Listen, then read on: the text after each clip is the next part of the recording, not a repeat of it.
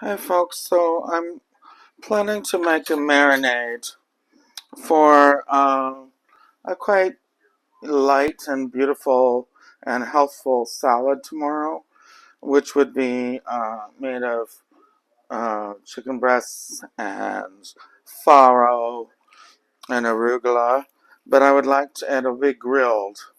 So I want to get myself everything I need.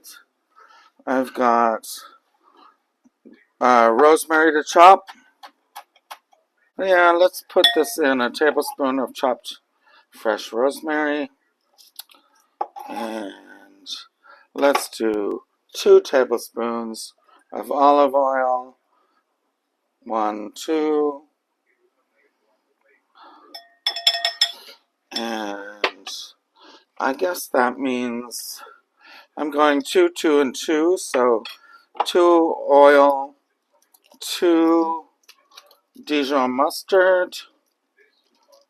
That's probably 1 tablespoon. And I'm just using everything that's in my fridge left over. That's why I have uh, that little plastic container. Came from one of those food organizations that sends you food to cook daily. And I guess 2 soy sauce. That just adds flavor and, oop, that's too much. I won't add a whole tablespoon now, like a little less. That's salt and tanginess. So we have that. And we want to sweeten that up so it's kind of an agrodolce, which means sweet and sour. And I'm just going to take less than a tablespoon of honey. This is local. And then I think we're going to shred in a piece of garlic. I have 3 skinless, boneless chicken breasts left over from some of my other dinners, which I thawed out, and we need to butterfly them. So let's get the skin off, like that. Works every time. And I don't know if I need to grate it, but I am going to grate it, simply because I could find the grater. Otherwise, it's a little bit humorous for me to run around finding things. So I'm putting in an entire very large clove, quite large clove, ginger in here. And then put that in there. So there's that. And then a little pepper, like that. Maybe a little more. And a little salt, but not too much. Like that. Get everything out of the way. And this is this will be the marinade, and it will be marinating overnight. You don't have to butterfly these before you marinate, but since mine are now thawed out, I thawed them in a water bath. I am going to, because that will make the flavor better. And you only need 2, but I have 3, and I just want to use it. Alright, so there's the loin. That's not going to help, but it will be part of the meal. And I need to get my long knife out. Remember how Hitler killed all of his opponents and knighted the long knives? Every time I get my long knife out, I think about it. Because, I am an historian. And also, here, let's get back to food. So, lots of YouTube videos say, cut from the fat side out. I know, cut the thin side out to butterfly, and I totally, no, cut the fat side to butterfly, and I totally disagree. I think that's the worst way. So we cut the thin side,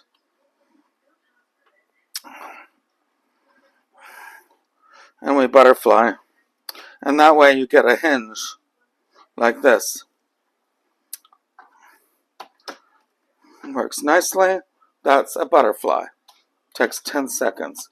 Okay, so this is the loin. This is the fat side. We're going to cut in on the loin side and not all the way through. And we're going to have a butterfly like that with the fat side as the hinge. This piece we'll also use. Nothing's going to be wasted.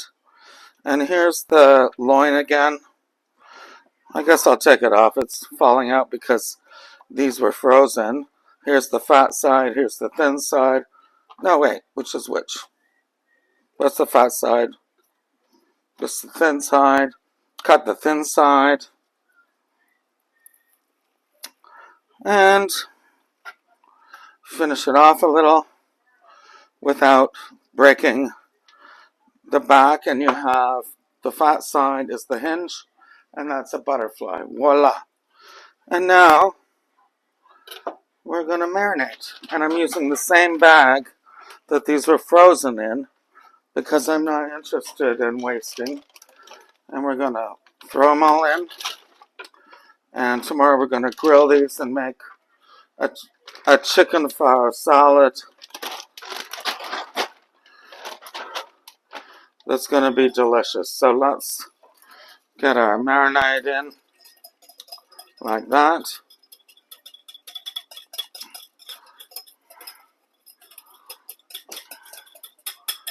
And basically we're done. And we're going to marinate overnight. So my lovelies, we're going to continue with the very delightful summer salad. I have this pan heating up, and I have farro. And it comes in different... Farro is an ancient grain, also known as wheat. So, but it's it's the ancient form of wheat. I guess today, in today's lingo, we would call it heirloom wheat. So I want to toast it for 5 minutes, 1.5 cups.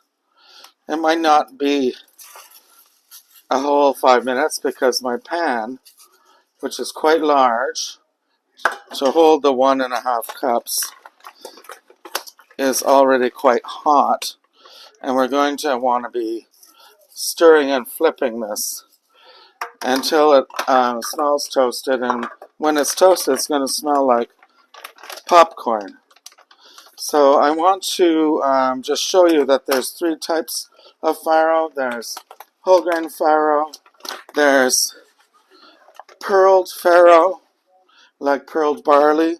That takes less time. And there's scratched farro. And this one says in French perlé, but it doesn't say it in English, so I have no idea which one it is.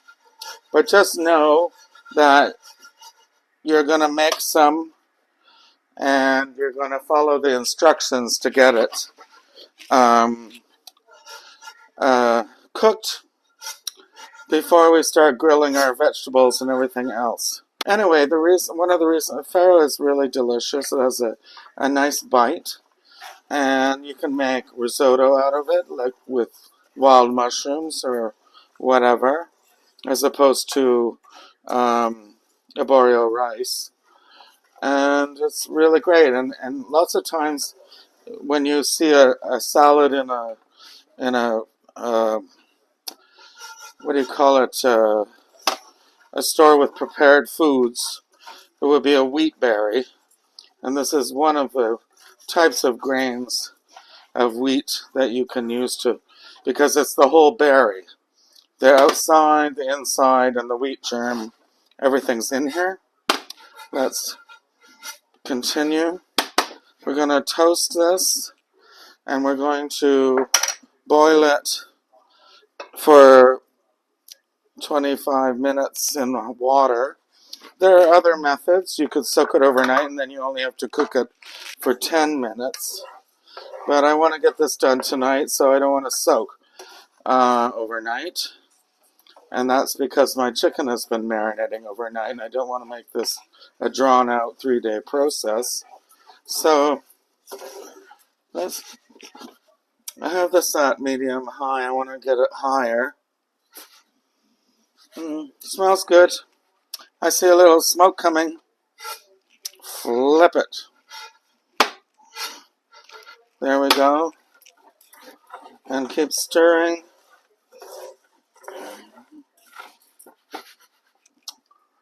And I'm not going to, it's not going to take the entire 5 minutes. It's just going to take a few. I can hear it crackling.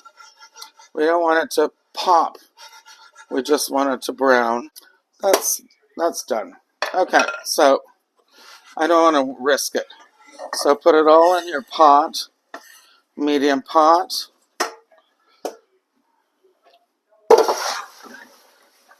And then add some water. Fill the pot up to the top.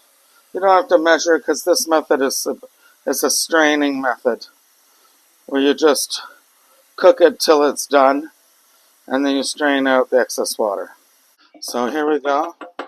Bring it to a boil, then put it down to a simmer and leave for about 20 to 25 minutes and check for doneness.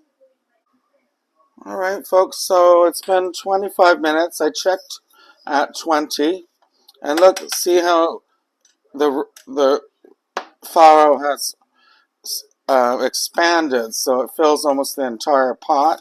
At 20 minutes it was a little bit tough. Let's test it now.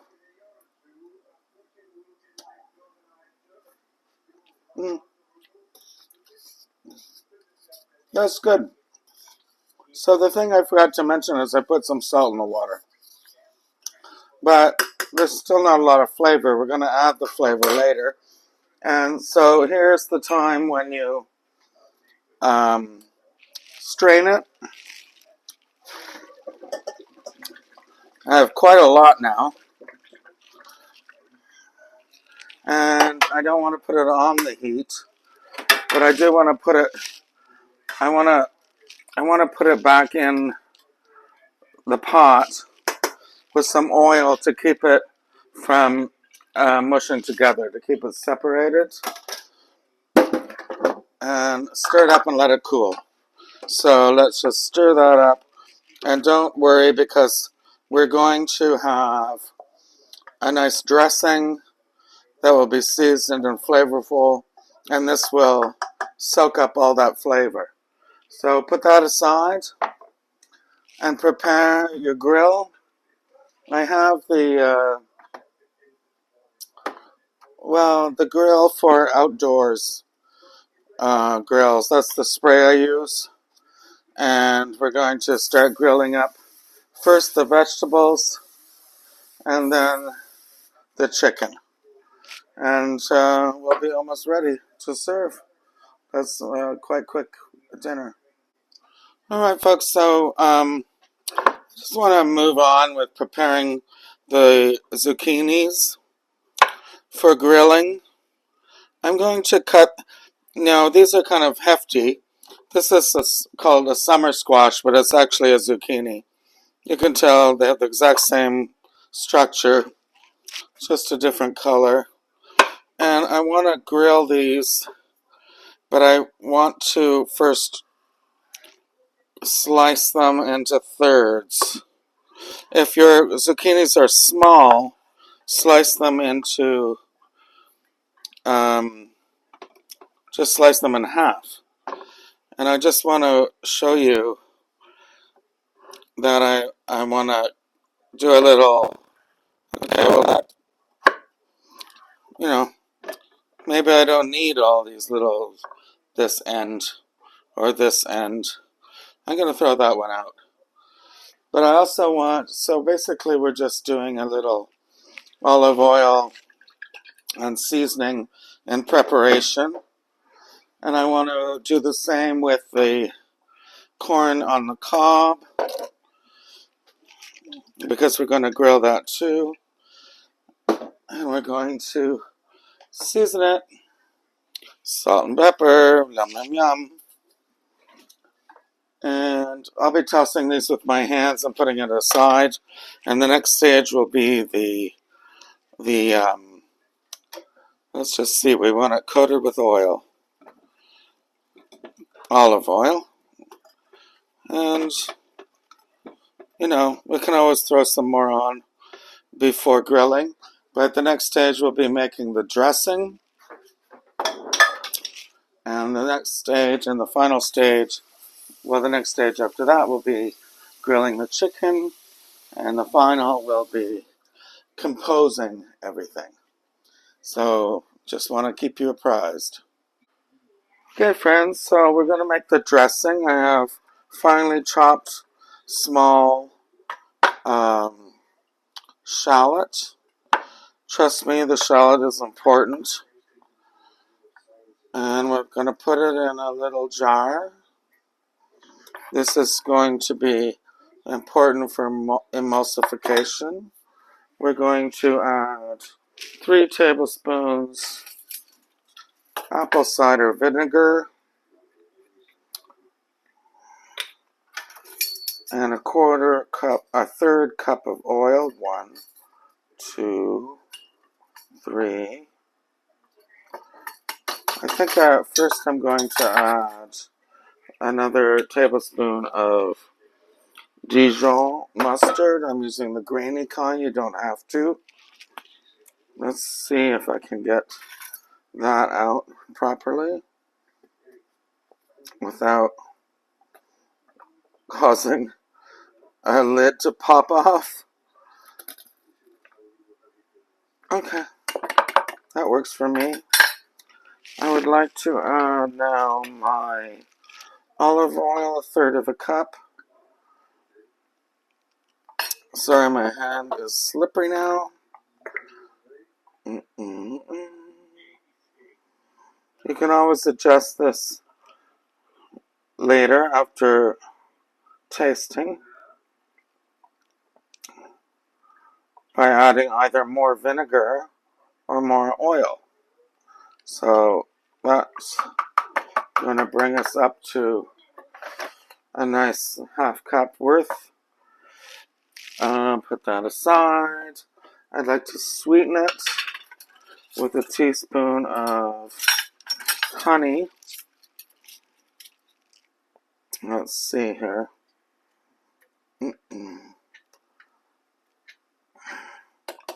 That should do. Put that somewhere where I won't get sticky. And then I want to add some pepper, a little bit of salt. Have I missed anything? I have mustard, I have shallot, I have honey, cider vinegar, oil, salt, and pepper. That's the dressing. And this is how we emulsify it. And the nice thing about using the jar is that if it settles out, you can emulsify it again by shaking. The next stage will be to grill our... Oh yeah, that's perfect. Very nice. I love the balance. That's a good thing. Wow. I would use that on any salad, frankly. And hopefully I remember to. But, yeah, they're more or less the same. So next we'll be grilling the meat and then the vegetables. And we'll be saving the juice of the meat. It's important. Alright, folks, it's time to continue with our grilled chicken salad with farro. It's really farro. Let's see if the heat's up. I'm going to turn the heat up a little on my griddle pan. I want to achieve with my zucchini grill marks and, cooking so that it's, just still has a bite, but it's still good. I'm putting the flat side down. Oh, that is both sides are flat of that. That was dumb. Okay, so I want to do all this. And I have 2 cobs of corns of cob. And I don't have a lot of heating. This area is heated. This area is sort of heated, so I guess I can put one on there. I might have to wait. Got to turn the fan on. And, you know, I'm not trying to cook this too much. I just want to get some grill marks. And I want to get the bite, so that it's still got some bite, but is cooked. And I'm not going to turn it for a couple of minutes. Alright, so it's been about 2 minutes on medium high. I have a beautiful grill mark on one side. Time to flip them. Basically we just want it to be cooked. But we don't want, and we still want that tooth feel. That it's still got a little al dente, Italian for tooth feel. So, and also these are cut quite thick, knowing that they would be on quite a high heat. This one's thinner, I'll take it off sooner.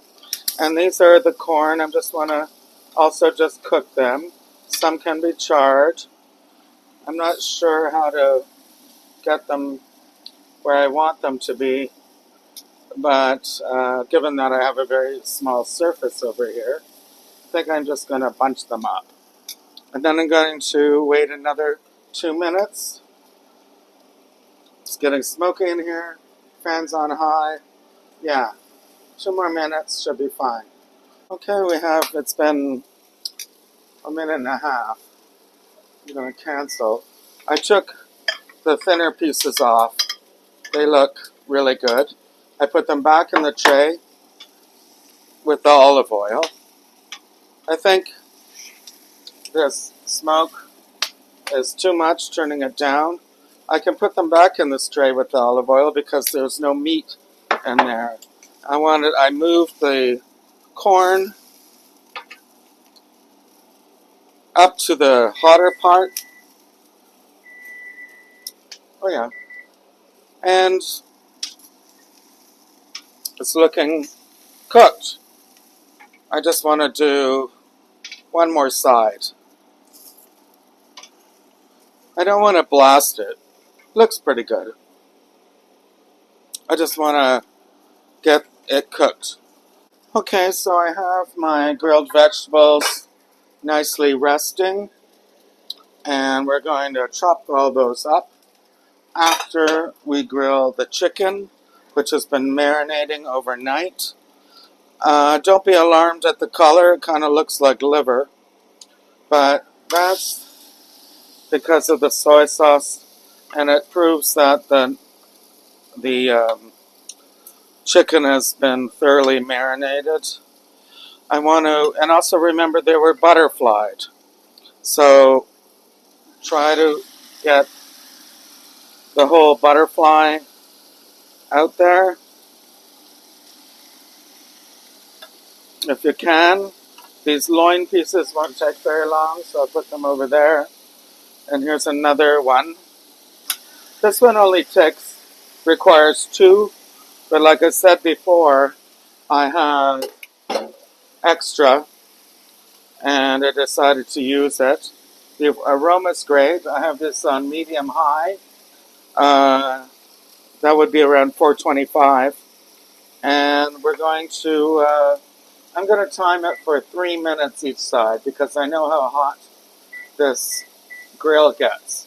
Otherwise, you would maybe time it for 4 to 5 minutes each side. However, I am cognizant of the fact that we did not pound them into paillard. paillards. And so,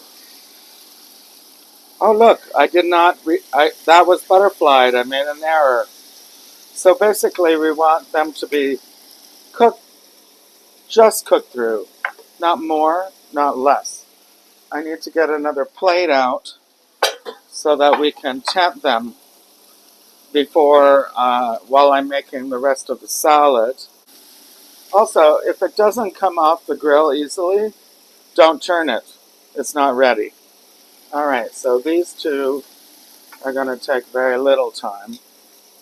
And these bigger, thicker ones now will take longer. And keep moving toward the camera because I'm not used to having this microphone, which means I can walk over here. Yay. So, yeah, I need some foil. Get ready for tenting because we're going to use the juices. There's no point in wasting juices. There's another idea too. One could do a little bit of grilled bread with this. But I feel like we have enough going on. We have a minute left.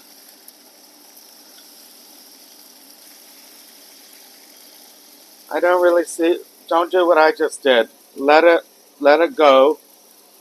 Let it go. And turn it when it wants to be turned. And I'll be back. Alright, that's been 3 minutes. This one is ready. This one's ready. This one's clearly ready with a little help. Looks great. This one should be with a little help. Perfect. And I'm going to cook just through. So let's do another 3 minutes on that. It'll continue cooking while it's tented. How come I can't get 4? Okay, start. Oh, I said 3, didn't I? Oh well, I'll watch it. Alright, that's been 3 minutes. Looks good. Got some char. We want to have some juiciness. And we want it to be tender.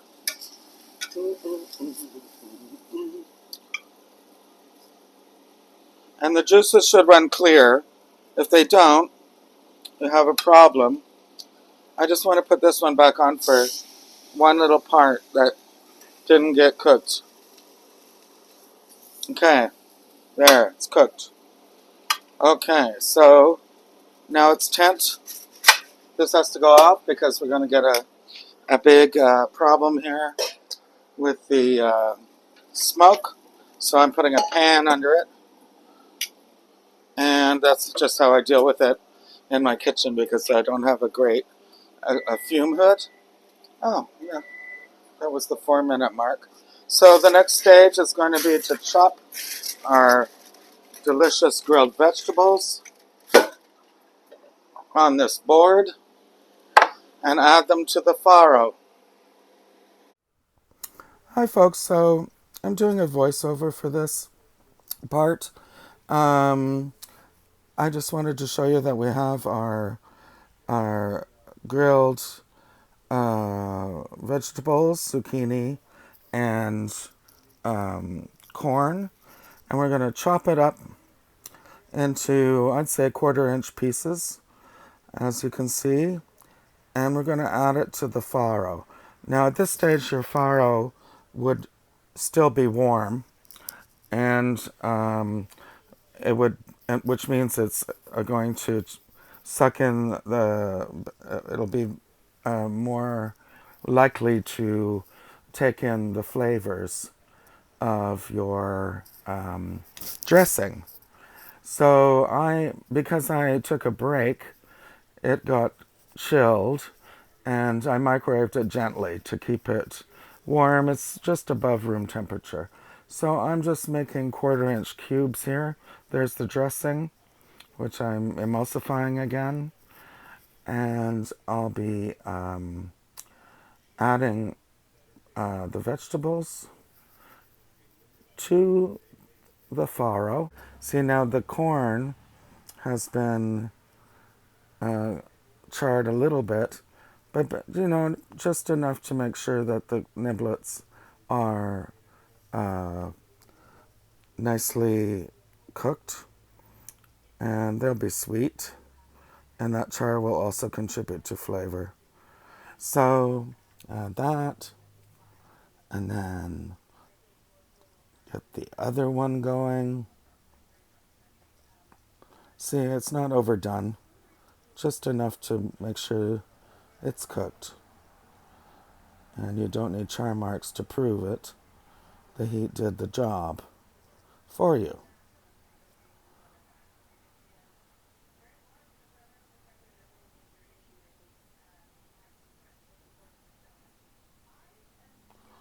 All right then, so into the bowl with the farro and the zucchini, it goes.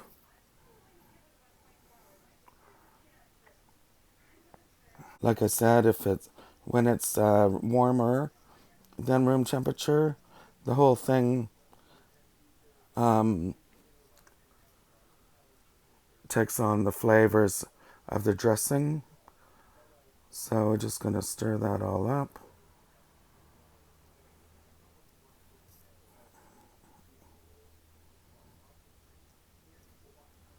Give your dressing a shake. And here I have about, I'd say 3/4 a cup of, no, I have probably a cup and a quarter of dressing.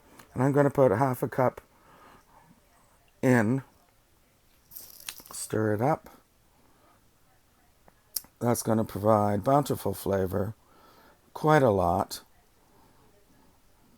And the grains will soak in that flavor.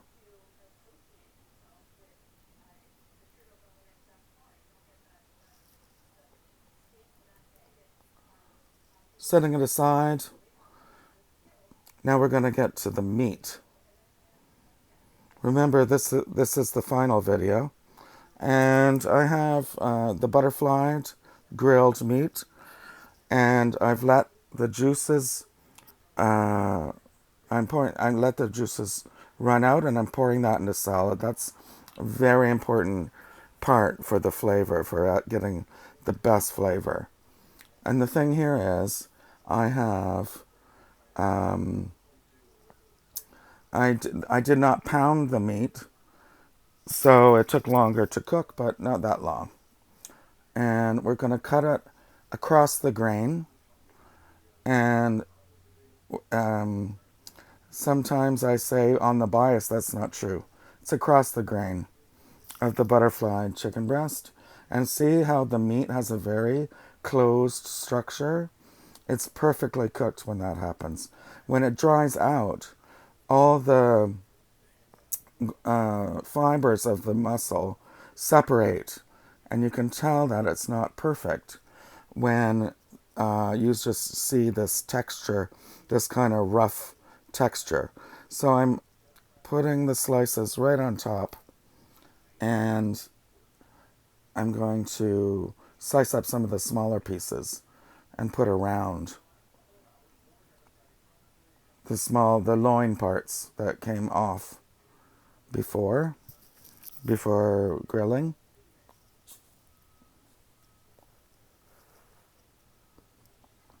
And just sprinkle them around.